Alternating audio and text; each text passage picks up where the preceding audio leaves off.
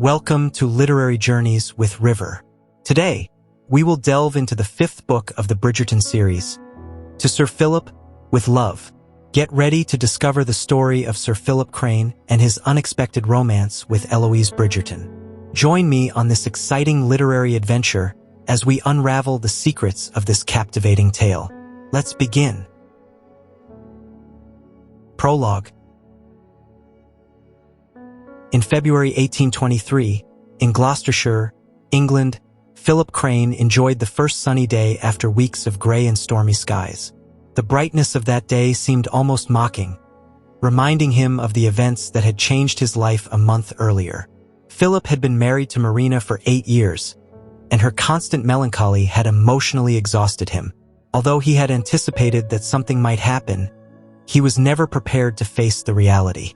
One day, while enjoying the sun, he saw his wife walking towards the nearby lake. He watched as she waded into the water until she disappeared beneath the surface. Without thinking, he jumped in to rescue her, braving the icy water to save her. Marina was rescued from the lake, but the cold and subsequent fever proved lethal. For 3 days, Philip cared for her, trying to save her. Finally, Marina passed away, leaving Philip with the difficult task of explaining to his twin children, Oliver and Amanda, the loss of their mother. The children, though sad, seemed to understand the situation better than Philip had expected. Their ability to process the pain with hope deeply moved him. He realized that, although he had not loved Marina romantically, her death affected him profoundly because of their children and the responsibility that now rested solely on him. Over time, Philip began to reflect on the need to find a new mother for his children. He knew he couldn't simply replace Marina, but he needed someone who could offer them the joy and stability that he didn't know how to provide entirely. One day, he received a letter from London. It was from Eloise Bridgerton, a cousin of Marina, offering her condolences and help. Although Philip didn't know the Bridgertons well, he decided to respond to the letter. Eloise's kindness gave him a ray of hope, suggesting that there were still people willing to lend him a hand in these difficult times. Chapter 1. In May 1824, one night between London and Gloucestershire, Eloise Bridgerton found herself reflecting in a carriage.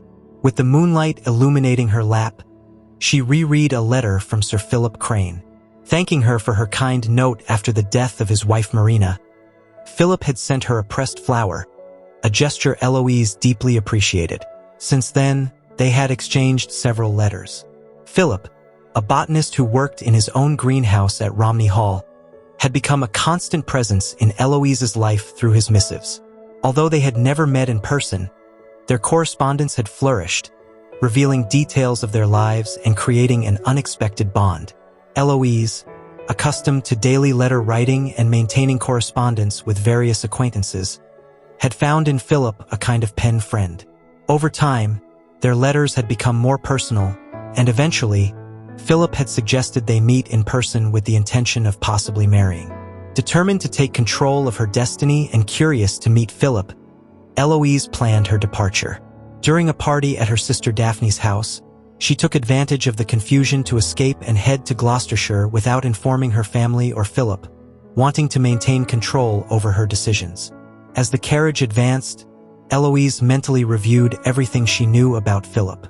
He was a 30-year-old man, a botanist from Cambridge, a widower, and a father of 2 children. For her part, she described herself as a 28-year-old woman, a lover of poetry and correspondence, with a large family she adored. Philip, at Romney Hall, faced loneliness and the responsibilities of raising his children. He had dismissed many servants and preferred the company of his plants. The correspondence with Eloise had been a light in his life, but his proposal of marriage had gone unanswered, leaving him somewhat disillusioned. One morning, while Philip tried to ignore the noises caused by his children in the house, he was interrupted by his butler, Gunning, who informed him of an unexpected visit. Philip, somewhat irritated, went down to the hall and found a young woman with gray eyes. Upon seeing her, he was surprised by her beauty and presence. Eloise Bridgerton had arrived at Romney Hall, ready to face the future she had decided to explore. The uncertainty and nervousness she had felt during the journey transformed into a mix of excitement and anticipation upon meeting Philip Crane face to face. Chapter 2. The moment Eloise Bridgerton found herself face to face with Sir Philip Crane, she began to talk without stopping, something she usually did when she was nervous. Philip, trying to follow the flow of words, felt increasingly lost. Finally, he managed to interrupt her and ask who she was, to which she responded, surprised, that she was Eloise Bridgerton. Eloise was as nervous as Philip, and although she knew she was talking too much, she couldn't help it. Philip, for his part, felt bewildered by Eloise's unexpected presence, as she had not responded to his previous invitation. After a brief and awkward conversation, Philip, trying to maintain composure, offered Eloise a room. Eloise agreed to stay for 15 days, though she noticed Philip's discomfort. They sat in the living room, where Eloise realized that the house needed care, but the greenhouse was in perfect condition, reflecting Philip's dedication to his work as a botanist. The uncomfortable silence was broken by the arrival of Gunning, the butler, bringing a tray of tea. Eloise took the opportunity to apologize again for arriving unannounced, which Philip accepted, though both still felt tense. Suddenly, there were screams from upstairs. Eloise was surprised to learn that Philip had children, something he had never mentioned in his letters. Philip, annoyed, went up to see what was happening. The twins, Oliver and Amanda, confessed to having raised tadpoles in Amanda's bed, causing the uproar. Philip, frustrated by the mischief and disrespect of his children, tried to stay calm. Eloise, intrigued, intervened in the conversation with the twins, who initially received her with disdain, thinking she was a new governess. However, she introduced herself as their guest. Philip, though annoyed by the intrusion, had no choice but to ask the children to apologize to Eloise. After the incident, Philip decided he needed to get away and headed to the greenhouse, where he could find peace among his plants. Eloise stayed alone in the living room, reflecting on the chaotic encounter and the unusual family dynamics she had just witnessed. Chapter 3. In the afternoon, Eloise Bridgerton began to wonder if she had made a mistake by traveling to Sir Philip Crane's house. Despite the invitation he had sent, her host's coldness and disinterest left her perplexed and disappointed. Philip had left her alone in the living room with a cold "enjoy your breakfast," which was very different from what she had imagined after reading his letters for a year. Eloise had idealized Philip, building a perfect image of him in her mind. The reality of their meeting had shattered that illusion, and now, faced with her own errors of judgment, she tried to keep her composure. Philip not only seemed incapable of handling his children, but also showed a lack of interest and warmth towards her. The screams and chaos caused by the twins that morning confirmed her intuition that Philip was not a good father. Determined not to be overcome by sadness, Eloise got out of bed and opened the window to breathe fresh air. From there, she observed the greenhouse where Philip spent most of his time, taking refuge among his plants. She decided she couldn't stay in her room, so she changed clothes and prepared to explore the house. As she opened the door, she encountered the Crane twins, Oliver and Amanda, who had been waiting outside. Eloise, with her usual wit, tried to discover the reason for their presence. After an exchange of words, during which the children tried to pretend that their father was too busy for her, Eloise understood that they were there out of curiosity and perhaps a bit of defiance. Eloise, undaunted, told them she didn't plan to leave and had no intention of harming them. When Oliver pushed her, she remained calm and taught them a small lesson about behavior and the golden rule: treat others as you want to be treated. Despite the tension, Eloise demonstrated her patience and firmness, making it clear that she would not be easily intimidated. Later, Philip, feeling he had been rude in the morning, decided to invite Eloise to lunch. However, when he arrived at the kitchen, he found her already eating a sandwich and chatting amicably with the cook. Surprised by how naturally Eloise had adapted, Philip agreed to sit with her. During lunch, they frankly discussed their expectations and reasons for considering marriage. Philip explained that he needed a wife who could be a mother to his children, while Eloise expressed her desire to find a partner with whom she could share her life. Despite the initial discomfort, they began to know each other better and understand each other's motivations. Eloise, impressed by Philip's sincerity, decided to give him a chance, while he realized he would need to try harder than he had anticipated. Both understood that, although it wouldn't be easy, it was worth trying to find a genuine connection. As they got to know each other, each reflected on what they were really looking for in a life partner and whether they could find it in each other. Eloise still had doubts, but she also began to see a spark of hope in her relationship with Philip. He, in turn, realized that despite their differences, Eloise could be the solution to his problems and perhaps something more. Chapter 4. Philip crossed the foyer whistling, unusually satisfied with life. He had spent the afternoon with Eloise and was convinced she would make a magnificent wife. She was intelligent, had shown she could handle Oliver and Amanda with firmness and patience, and besides, he thought with a smile, she was quite beautiful. His mind wandered, imagining her in his arms, responding to his kisses. His whole body tensed at the mere thought. It had been years since he had last shared intimacy with a woman, so many that he preferred not to count. He remembered the painful years with Marina, his late wife, whose melancholy and depression after the birth of the twins had driven them apart. Marina had locked herself in her own world of sadness, leaving Philip alone in his. Eloise was different, cheerful, with character, and happy. Philip was convinced that her vitality was precisely what he needed in his life. As he climbed the stairs, he stopped to look at his pocket watch. He wanted to reach Eloise's room just in time to accompany her to dinner. His mind wandered, imagining her in a blue dress, enhancing her natural beauty. However, when he reached Eloise's room door, he encountered an unexpected sight. Eloise was covered in flour from head to toe. Damn it, Philip thought. Oliver and Amanda had played a heavy prank. Eloise, with a clenched jaw, made it clear that she was not ready for dinner and that the children had fled after their mischief. Philip offered to prepare a new bath for her, and while Eloise returned to her room, he went to the kitchen to order hot water. He returned quickly, feeling a mix of guilt and amusement about the situation. While helping her, unable to avoid the flour, he tried to keep a light conversation, although Eloise remained clearly angry. She explained how the children had placed the flour bucket above the door, a trick she knew well from her numerous siblings. Philip, impressed by the twins' ingenuity despite everything, decided to let Eloise handle the situation her way. She, with a firm tone, assured him she would take charge of the punishment. Later, during dinner, Amanda's screams were heard. Eloise, with surprising calm, confessed she had put a fish in the child's bed as retaliation. Philip, although worried at first, recognized it was a well-deserved lesson. Amanda arrived crying and demanding justice, but Philip remained firm, explaining that Miss Bridgerton was his guest and would not be punished for something they had caused. Amanda, still bewildered, returned to her room, and Philip felt a rare sense of satisfaction. He couldn't remember the last time he had felt in control in a situation with his children. As he ate his soup, he observed Eloise and realized she was exactly what he needed. A strong, intelligent, and determined woman.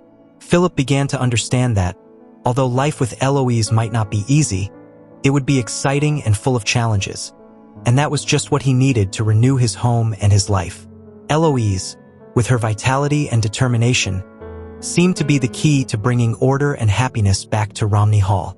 Dinner ended with a sense of hope and a new understanding between them, hinting that, despite the difficulties, there was a real opportunity to build something solid and meaningful together.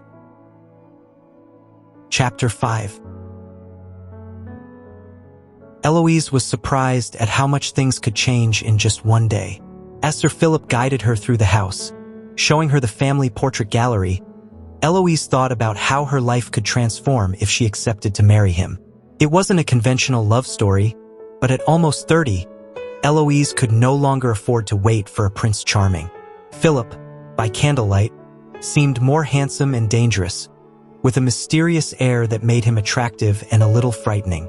As they toured the gallery, Philip showed her a portrait of his grandfather, followed by one of his father.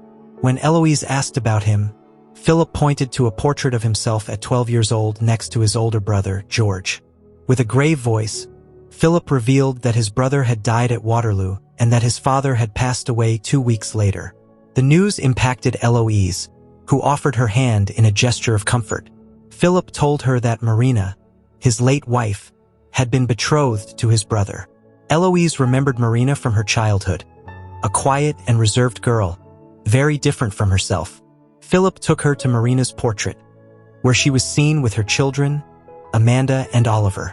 They contemplated the image together, and Philip, visibly affected, walked away in silence. Eloise, to break the tension, suggested visiting the greenhouse. Philip agreed and, although it was night and cold, they headed to the greenhouse with a lamp.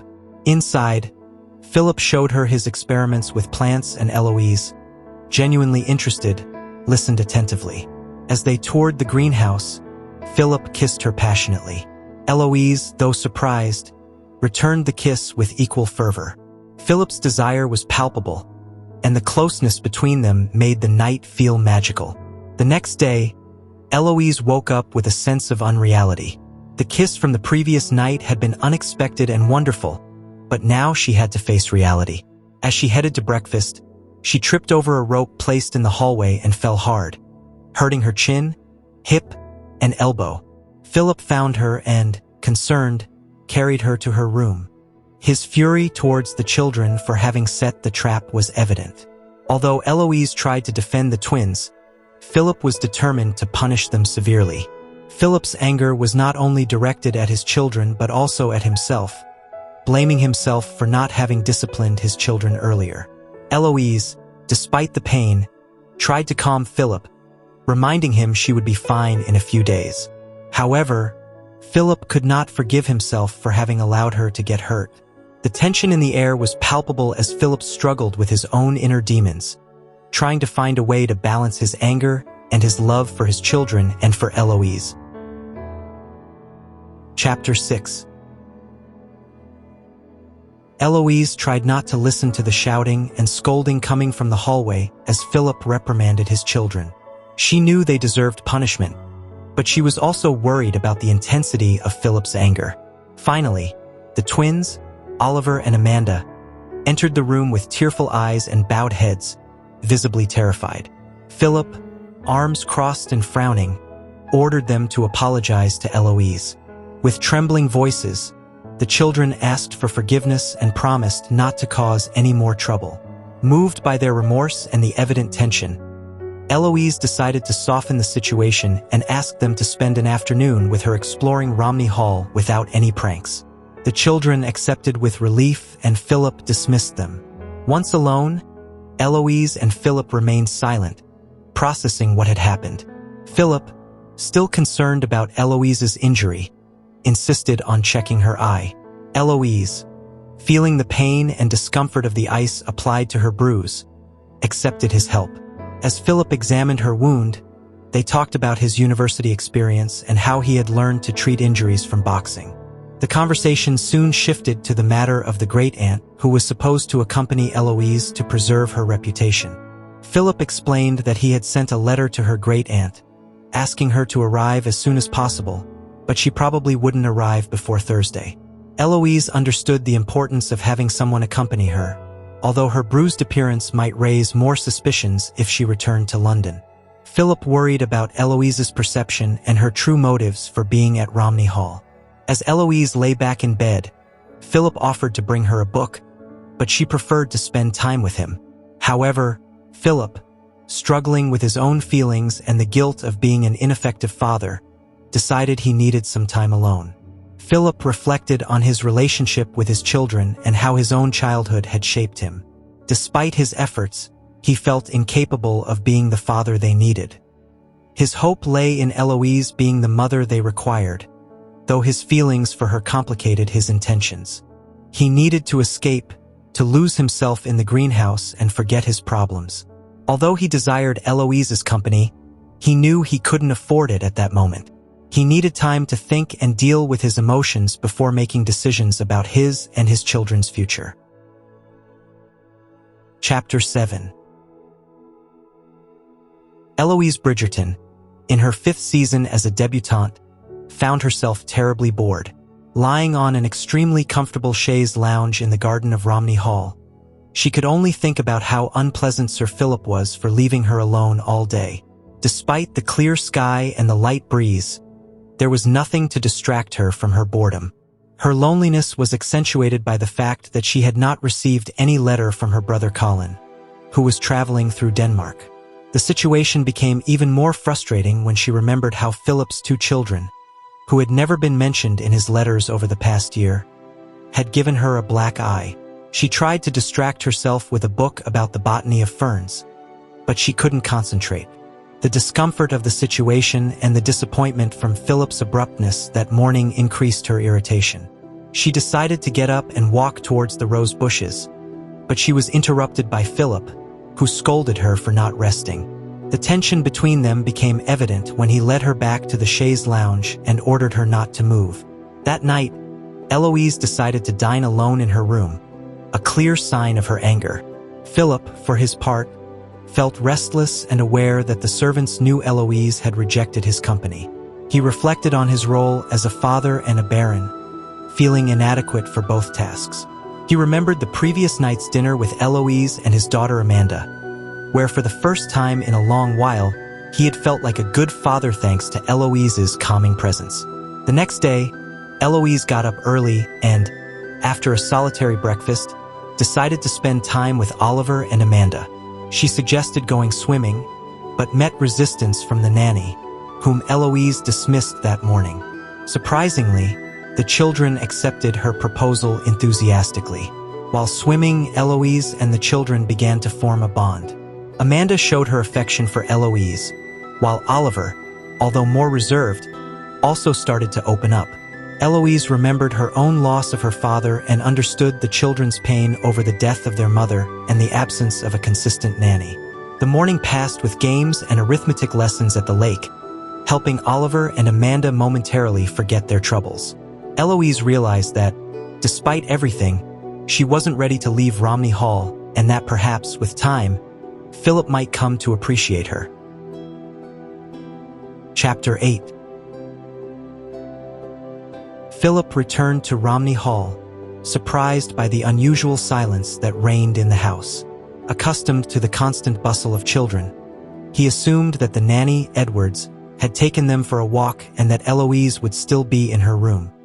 He held a bouquet of roses he had carefully picked, hoping to surprise her. But seeing that Eloise's breakfast table was already cleared, he became uneasy. He inquired with a maid, who informed him that Eloise had gone to the lake with the children to swim. The news chilled him, and with a jolt, he dropped the roses and ran towards the lake. Eloise, meanwhile, enjoyed the time with Oliver and Amanda in the water. Although she wasn't wearing a swimsuit, she had improvised by adjusting her dress. The children, laughing and splashing, showed her that maybe all they needed was some attention. But when Philip arrived and saw the children in the water, his reaction was one of panic. He roughly pulled them out of the lake and reprimanded them severely, reminding them that he had forbidden swimming there. The tension between Philip and Eloise grew when she tried to defend herself, explaining that she didn't know about the prohibition and that the nanny hadn't warned her. Philip, confronting the truth that he didn't know his own children, was paralyzed by guilt and anguish. The children, sent back to the house, left Philip and Eloise alone in an emotional confrontation. Philip, visibly affected by the revelation of his ignorance about his children, accepted Eloise's concern. The connection between them intensified when Philip, overcome by emotion, hugged her and kissed her with palpable desperation. But Eloise, feeling that he was using her to ease his pain, gently pushed him away. Confused and emotionally drained, Philip admitted that he needed time to think and reflect. Eloise, though worried about him, respected his wish and returned to the house, disturbed by the lost look in Philip's eyes, an image she couldn't erase from her mind. Chapter 9. Eloise Bridgerton, still shaken by the afternoon's events, decided to come down to dinner a bit late, hoping to avoid an awkward encounter with Sir Phillip. However, upon arriving at the drawing room, she was surprised to find Philip waiting for her, looking impeccably elegant in a black and white suit. As she approached, Philip, with a choked voice, apologized for his overreaction during the lake incident. Philip revealed that his wife, Marina, had nearly drowned in that same lake, explaining his panic. Eloise, moved and understanding the depth of Philip's pain, offered comfort by sharing her own traumatic experience of witnessing her father's death. As they dined, Philip confessed that he hadn't known his children could swim, a fact that filled him with guilt and frustration. Eloise tried to encourage him, suggesting that he still had time to learn more about his children and spend time with them in other places where they could swim. Philip, though still doubtful, appreciated the idea and Eloise's company in future activities. The atmosphere at dinner turned tense when they heard the sounds of an approaching argument. Eloise, recognizing the voices, prepared to face her brothers, who had arrived furiously to rescue her. Anthony, Benedict, Colin, and Gregory Bridgerton burst into the room, attacking Philip under the belief that he had harmed their sister. Eloise intervened, trying to explain that her black eye was the result of a prank by Philip's twins. The situation calmed enough for Philip to explain the nature of their relationship and his search for a wife through correspondence with Eloise. Despite the tense initial confrontation, Anthony decided to listen to Philip, taking Eloise aside to talk privately and assess the situation.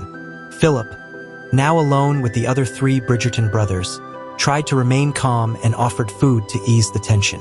Colin, showing a more friendly attitude, accepted the offer while Benedict and Gregory remained watchful and distrustful. Despite the charged atmosphere, the conversation turned to Colin, who revealed he was newly married and didn't want to leave his wife alone. Philip, feeling the pressure of the critical looks and insinuating questions, finally exploded, tired of the tension and the latent threat of violence. This confrontation with Eloise's brothers marked a crucial point in their relationship, testing his determination and patience in the face of her family's intense protection. Chapter 10. Anthony Bridgerton sat in Philip's chair with a dominant attitude, making it clear that there were only two options: get married in a week or get married in 2. Eloise, horrified, tried to argue that she had come to know Philip, not necessarily to commit immediately. However, Anthony insisted that time had already compromised her reputation. Eloise, feeling cornered and without options, argued with her older brother, who maintained a firm and calm stance. Anthony reminded Eloise that she had put herself in that situation and would have to face the consequences. As the conversation progressed, Anthony revealed that the family, especially their mother, was deeply worried, to the point of considering the possibility of a kidnapping. Eloise, realizing the gravity of the situation and the pain she had caused, began to feel guilty and confused. Anthony explained that she had left the note in a place where it got lost among other things, but it was thanks to Penelope that the family discovered what had really happened. Anthony made her see that her impulsive act of running away not only affected her reputation but had also caused great stress to her family. With calm restored, Anthony became more compassionate and told Eloise that, although she wasn't obligated to marry a cruel or disrespectful man, she should always act with honor and honesty because she was a Bridgerton.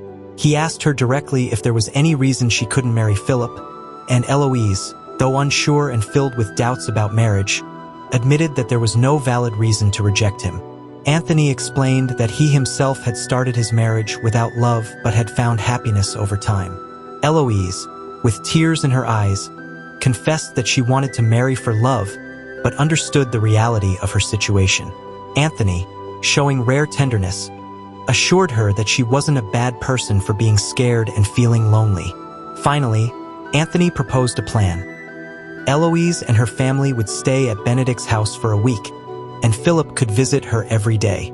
If Anthony determined that Philip was a suitable man to marry Eloise, they would marry immediately. If not, they would take more time to ensure. Eloise accepted the plan, grateful for the opportunity to get to know Philip better before making a definitive decision. When they returned to the dining room, they found everyone talking and laughing, with Philip apparently already accepted by Eloise's brothers. Philip, with a smile on his face, confessed that he had preferred to drink wine with them rather than have his legs broken. Eloise, feeling overwhelmed by the whole situation, asked to leave. Anthony, recognizing the seriousness in her voice, agreed immediately. Eloise climbed into the carriage, feeling relieved to leave behind the tumult of the dining room and anxious about what the next week would bring. Chapter 11. Eloise Bridgerton shared a quiet afternoon with Sophie, Benedict's charming wife, enjoying an intimate conversation over lemonade. Eloise recounted the adventures of the previous night, describing how the men had ended up drunk, creating an unexpected camaraderie. Sophie, though concerned about her brother's excesses, joked about the infamous Lucy, a barmaid known for her prominent attributes. Suddenly, Eloise noticed Sir Phillip arriving, carrying a bouquet of white orchids. Sophie, seeing him, commented on how handsome he was and the sweetness of bringing flowers, causing Eloise, while acknowledging his attractiveness, to downplay the gesture because of Philip's profession as a botanist. Despite her reservations, Eloise felt relieved by Philip's presence and accepted the flowers with gratitude, although she internally struggled with conflicting emotions. Philip, visibly uncomfortable, apologized for his behavior the previous night and expressed his determination to marry, emphasizing the need for a mother for his children. Eloise, though she agreed, felt disheartened by the lack of emotion in his words, feeling that the decision to marry was more out of obligation than a genuine desire to be together. The conversation between Eloise and Philip grew tense when he disparagingly mentioned the lack of common sense in women, leading to a brief but intense argument. However, Philip apologized, admitting that he had already decided to propose to her before her brothers arrived. Despite his apologies, Eloise felt trapped in a situation she had initiated, but now seemed beyond her control. Anthony and Colin joined them, bringing food and trying to lighten the mood. Anthony, always protective, made it clear that Eloise and Philip had to marry, but Eloise, frustrated, responded with sarcasm. Philip, determined to take control of the situation, asked to speak to Eloise alone and led her inside the house, seeking a private place to talk without interruptions. Inside a room, Philip locked the door, determined to show Eloise there was no reason to worry about their future relationship. Eloise, surprised and a bit frightened by his determined behavior, didn't know how to react. Philip, however, looked at her with a resolve that made it clear he was willing to do whatever it took to prove they could adapt well, and that the marriage would not just be an obligation, but an opportunity to build something meaningful together. Chapter 12. Eloise Bridgerton, after rejecting several marriage proposals, found herself in a passionate situation with Philip. With barely any time to react, Philip kissed her intensely. She, surprised but eager, let herself be carried away by the passion of the moment. Philip, with his large hands, held her face and looked deeply into her eyes, admiring every detail of her face. Despite feeling uncomfortable at first, Eloise gave in to the desire enveloping her. Philip expressed his fascination with Eloise's eyes, confessing that he felt he could drown in them. This comment ignited the attraction between them even more. Eloise, completely overtaken by desire, responded to Philip's caresses and kisses, allowing him to explore her body with his hands and mouth. The intensity of the moment consumed them both, taking them to a state of ecstasy where Eloise experienced new and overwhelming sensations. In the midst of this passion, Philip whispered that he wanted to be inside her, and Eloise, unable to resist, gave herself completely. Their bodies moved in unison as he pressed her against the sofa, caressing and touching her intimately. The tension and desire built to a climax, where both felt a deep and unique connection. Eloise, caught in the moment, realized she no longer belonged to herself, but to Philip. After the intense encounter, Philip stood up and, despite the shared passion, headed to the bathroom. Eloise, still in a state of ecstasy, watched as Philip, always attentive, covered her and adjusted her skirt. This chivalrous gesture made her smile, despite the recent overwhelming experience. Philip, now more aware of his love for Eloise, prepared to face her brothers in an outdoor activity. Meanwhile, Philip joined Eloise's brothers in a shooting exercise. The tension between them was palpable, especially when Benedict, Colin, Gregory, and Anthony remained protective of their sister. Philip demonstrated his skills with the revolver, surprising everyone with his marksmanship. Eloise, joining the group, also showed her prowess, astonishing Philip with her natural ability to shoot. The exchange between Philip and the Bridgerton brothers was filled with challenges and jokes, but also mutual respect. Anthony, initially skeptical, offered to double the dowry if Philip married Eloise, seeing in him a man worthy of his sister. Philip, confident in his feelings, accepted with a smile, knowing his desire to marry Eloise went beyond any material incentive. Finally, the bond between Philip and Eloise strengthened, marking the beginning of a passionate and sincere relationship, with a promising future based on love and mutual respect. Chapter 13. Proud of her victory in the shooting field, Eloise Bridgerton prepared for a new day at Romney Hall, accompanied by Anthony, Benedict, and Sophie. Colin and Gregory had returned to London, leaving Eloise with the feeling that, at least, she would have some peace. Upon arriving at Romney Hall, Eloise felt optimistic.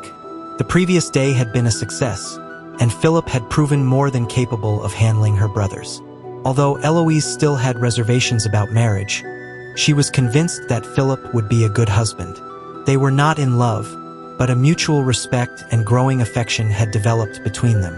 Moreover, Philip had shown he had a sense of humor essential for Eloise.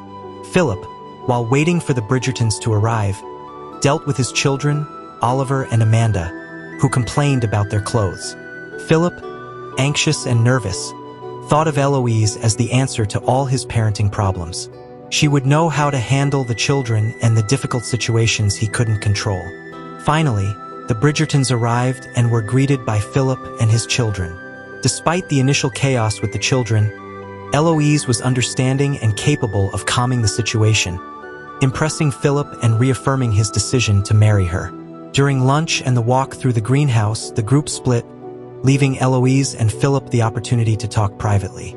Philip, relieved to share his concerns and desires with Eloise, asked her about her behavior in London. Eloise, feeling vulnerable, confessed her fears and doubts about marriage and passion, insisting that passion alone was not enough to sustain a lasting union. Philip, in turn, confessed that he had not loved his first wife, Marina, and had felt obliged to marry her. The conversation became more intimate and personal, with Philip admitting that he had never felt real passion for Marina, unlike what he felt for Eloise. Eloise, understanding the reasons behind Philip's behavior, opened up even more, sharing her own insecurities and fears. Philip, in a gesture of comfort, took her hand and assured her that everything would be fine. This act of emotional connection reinforced Eloise's confidence that they were doing the right thing. As they walked together, Eloise realized that although love was not yet certain, there was a solid foundation of respect and understanding between them. Philip, determined to do everything possible to ensure a happy future, was open and honest with her. The conversation ended with a sense of relief and hope as they both prepared to face the future together. Chapter 14. For days later, Philip and Eloise were married. Anthony Bridgerton had obtained a special license, allowing the wedding to take place on a Monday. The ceremony, though simple and quick, was attended by Eloise's family, except for her widowed sister who lived in Scotland. With no time to organize something more elaborate, they opted to hold the reception at Romney Hall, beside Philip's greenhouse. After the ceremony, Eloise went up to her new room accompanied by her mother, Violet Bridgerton, who busied herself arranging the trousseau. Violet, proud and emotional, expressed her joy at seeing her daughter dressed as a bride. Eloise, grateful for her mother's support and unconditional love, felt moved and hugged Violet, reminiscing shared moments and feeling a mix of emotions as she left her family life behind. With a mix of nostalgia and happiness, Violet tried to talk to Eloise about what to expect on her wedding night. However, Eloise, aware of the awkwardness of the topic, assured her that she already knew the necessary details. Violet, relieved, recalled how she had gone through the same with her other daughters, Daphne and Francesca. Despite the joy of the day, Eloise experienced a moment of introspection. She reflected on her decision to marry and on her mother's words. Violet had reminded her of the importance of patience in marriage, advice Eloise took seriously, knowing that her relationship with Philip would need time to fully develop. With the ceremony over and most of the guests departing, Eloise was left alone in the room, feeling both strange and determined. She remembered that, although now Lady Crane, she would always be a Bridgerton at heart. Philip entered the room, offering Eloise a moment of intimacy. Despite the nerves and expectations, Eloise and Philip approached each other with care and tenderness. Philip, filled with desire and emotion, kissed Eloise passionately, slowly letting down her hair and unbuttoning her dress, savoring each moment. Philip, marveling at Eloise's beauty, expressed his admiration for her, making her smile and blush. Eloise, in turn, let herself be carried away by the intensity of the moment, forgetting her worries. Their wedding night unfolded with a blend of passion and tenderness. Philip, aware of Eloise's vulnerability, treated her with care and devotion, exploring every part of her body and ensuring she felt loved and desired. Eloise, although nervous at first, relaxed and let herself be carried away by the experience, discovering a new dimension of her relationship with Philip. As they gave themselves to each other, Philip and Eloise found a deep and sincere connection. The night, filled with intimate and meaningful moments, marked the beginning of their life together as husband and wife, uniting their souls in a blend of passion, love, and mutual understanding. Chapter 15. A week later, Eloise sat in her small study, chewing on her pen as she reviewed the household accounts. She was supposed to focus on the money, the sacks of flour, and the servants' wages, but she couldn't stop thinking about Philip and the times they had made love. She remembered 15 times, if she counted that particular occasion. She blushed at the intimate details, surprised that something so private made her feel so much. The intensity of their physical relationship overwhelmed her. Philip seemed to have boundless energy and limitless creativity. Every night, their encounters turned into passionate explorations, discovering new forms of pleasure. As she tried to concentrate on the accounts, her thoughts kept drifting to Philip, his greenhouse, and the intensity of their nighttime life. Although they didn't see much of each other during the day, the nights more than made up for that distance. However, Eloise wanted to know more about him beyond the physical passion. She wanted to understand his thoughts, his experiences, everything that had shaped him as a person. Meanwhile, Philip was working in his greenhouse, happy and relaxed, humming as he transplanted a plant. Since his wedding to Eloise, he felt as if a huge burden had been lifted from his shoulders. Happiness enveloped him in a way he hadn't experienced since his youth, when life seemed simpler and without so many worries. Eloise's arrival at the greenhouse pleasantly surprised him. However, the conversation soon turned tense when she mentioned her concern about the twins' nanny. Philip, though not entirely convinced, told her to investigate, trusting her judgment. Determined to solve the problem, Eloise went to the children's room and found Oliver and Amanda visibly affected. After a brief conversation with the nanny, she decided to take matters into her own hands, temporarily replacing her to calm the children. Her intuition told her that something was wrong and she needed to find out. Back at the greenhouse, tension rose when Eloise tried to talk to Philip about the situation. The conversation quickly turned into a conflict, where both expressed their frustrations and expectations. Philip, exhausted by the constant need to explain himself, reacted with irritation.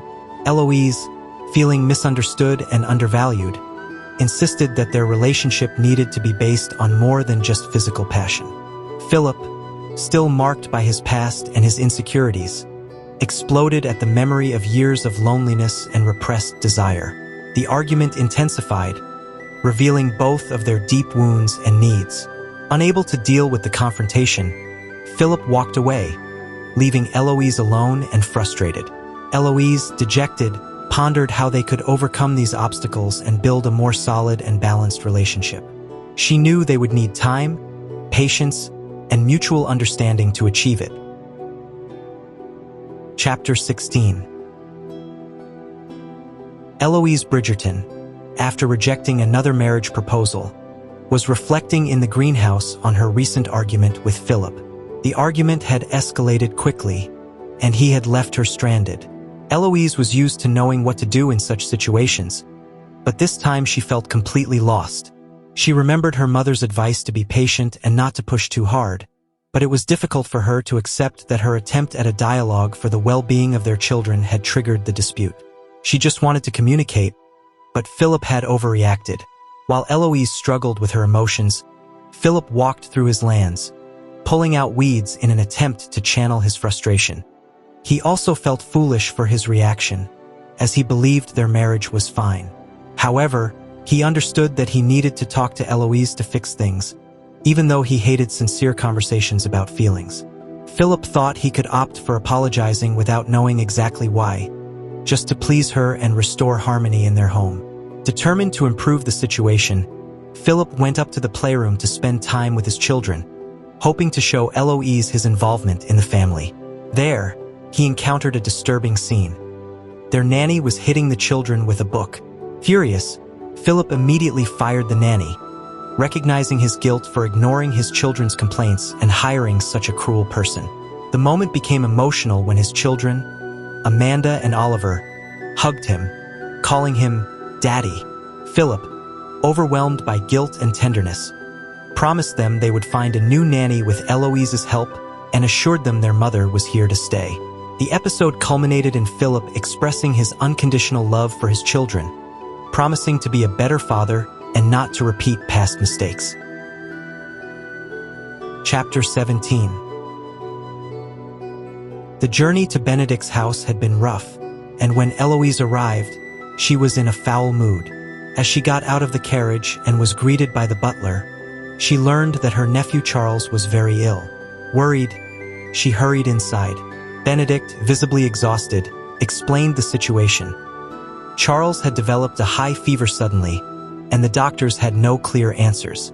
Eloise took charge, sending Benedict to rest while she took care of the boy.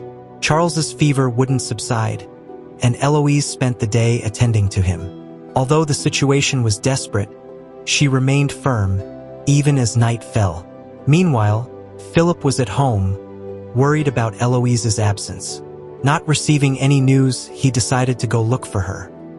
He arrived soaked and in a bad mood, but his concern turned to relief when he found her safe and sound. When Eloise explained Charles's situation, Philip suggested a remedy he had learned at Cambridge: willow bark tea to reduce the fever. Although at first Sophie, the boy's mother, was skeptical, they finally agreed to try it. The next morning, Charles showed signs of improvement.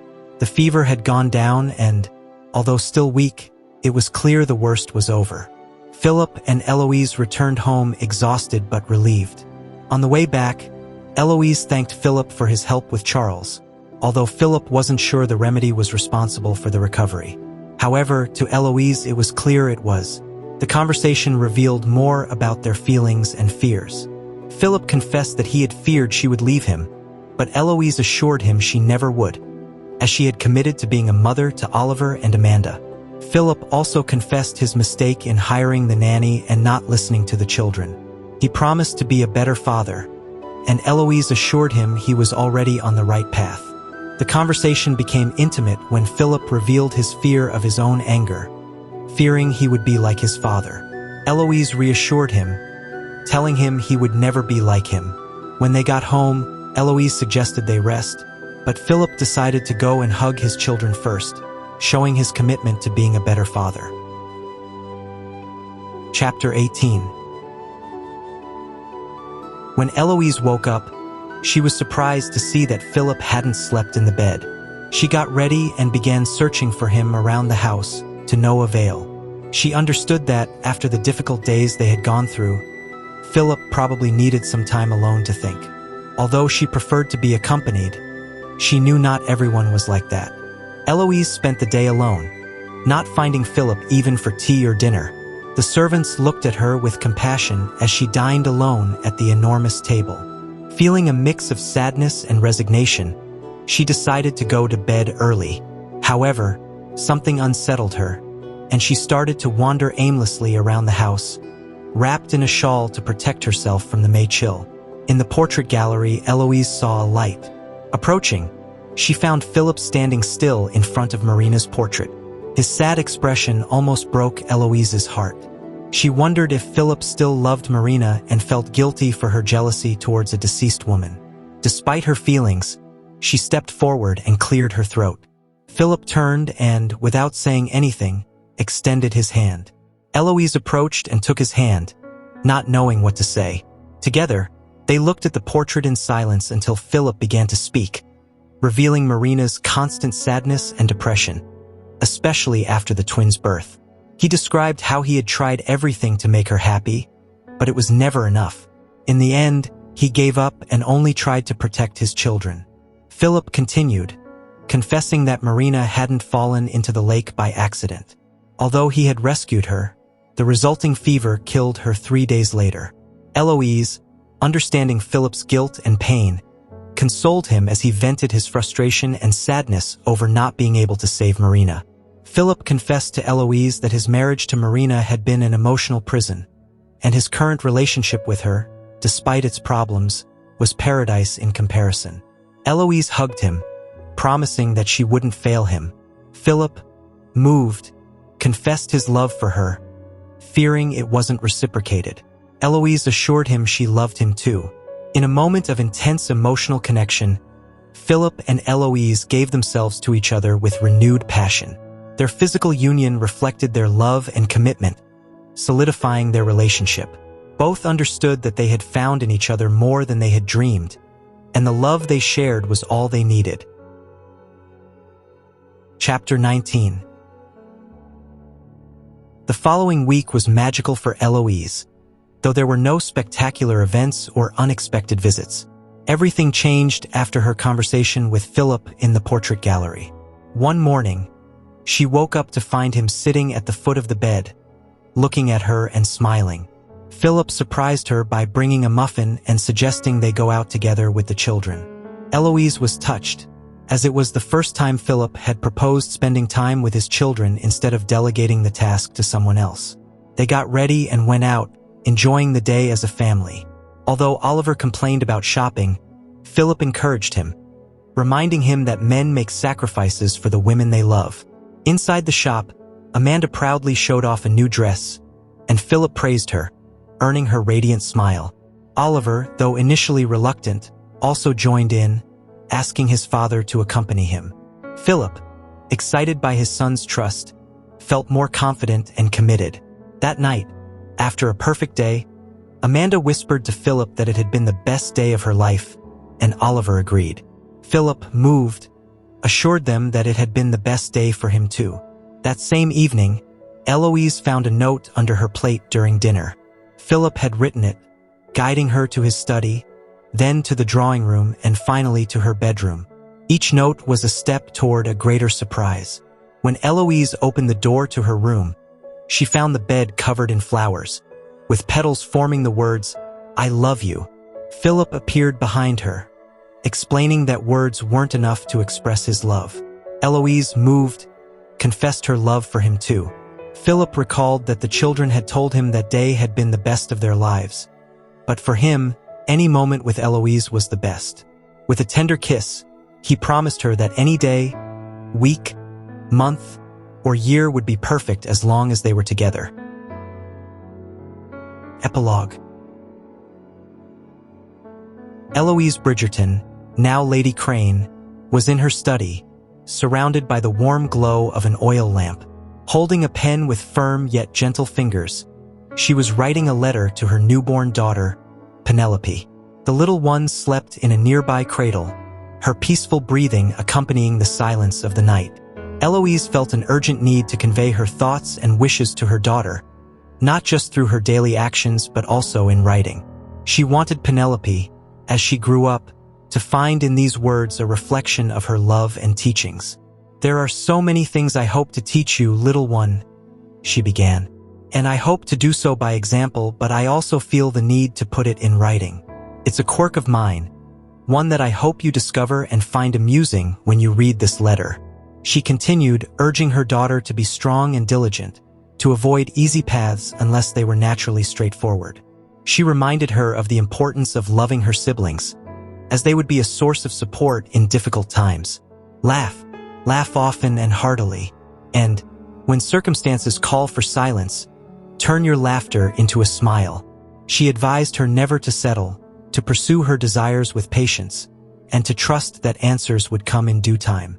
Above all, she reminded her that she would always have her parents, who loved each other deeply and loved her unconditionally. Eloise smiled at a peculiar sound from the next room. Philip was making strange noises, likely trying to get comfortable in bed without her presence. "Right now, you're a bit nervous. Your father is making some very strange noises, and if I don't go to bed soon, he's going to get upset." Eloise concluded the letter with a warm welcome for Penelope into the world, assuring her that the whole family was delighted to meet her. She placed the letter in a special drawer, reserved for the most precious memories, and headed to the bedroom. Philip was waiting for her with a smile, opening his arms to embrace her. Eloise nestled against him, feeling the love and security he always provided. As she settled in, she thought about the future and the many more letters she would write to her children, each one a testament to her love and guidance. Together, Eloise and Philip looked toward tomorrow with hope and certainty, knowing that their love and their family were the most important things in their lives. Thank you for joining me on this journey through To Sir Philip, with love. I hope you enjoyed the summary as much as I enjoyed preparing it. If you liked the video, don't forget to subscribe to the channel and give it a like. I would love to hear your thoughts on the book, so leave your comments below. What did you think of Sir Philip and Eloise's story? What was your favorite part? Don't forget to activate notifications to stay updated on our next literary adventures. See you in the next video.